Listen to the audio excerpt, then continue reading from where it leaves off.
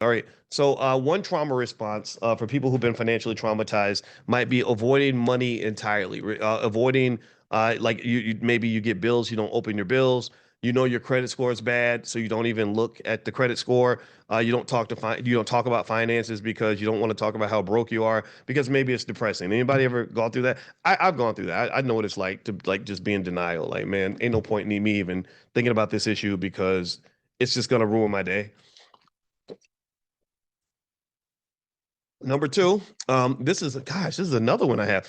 Overworking or hustle obsession.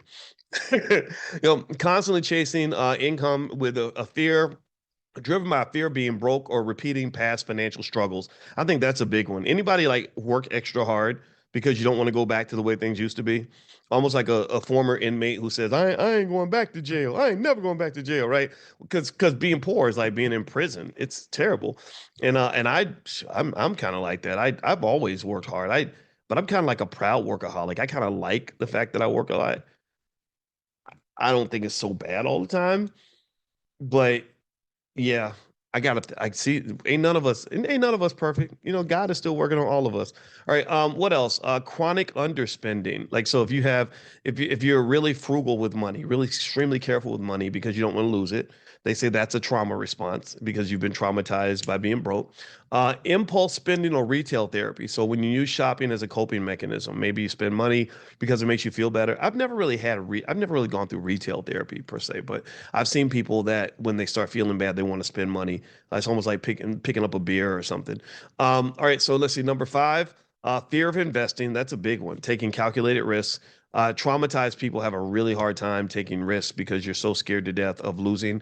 Risk has at least two components. Either it's like it has the upside, it has the downside.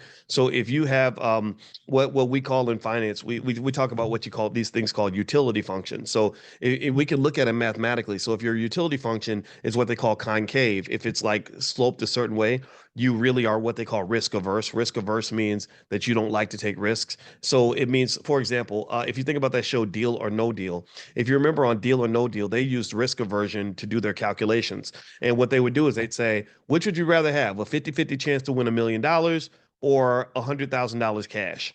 Right now, if you take point 0.5 times a million, it's 500,000. So a risk neutral person, meaning a person who doesn't care about risk one way or the other, they don't love it, they're not afraid of it.